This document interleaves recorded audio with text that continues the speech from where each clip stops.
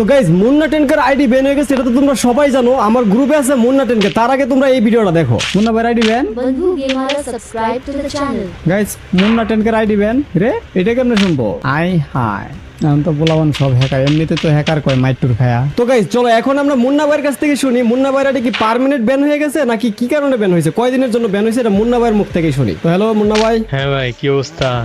আরে ভাই আপনারা তো পোলাবান একদম ভাইরাল করে দিয়েছে, আপনার আইডি কি পার্মানেন্ট ব্যান হয়ে গেছে?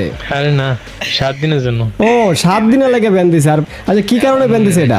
এখন আমার তো মনে হয়, আমি রিসেন্টলি দেখছেন ওই যে জিগজ্যাগ মুভমেন্ট করে খেলতাম ওই যে বেটাতে।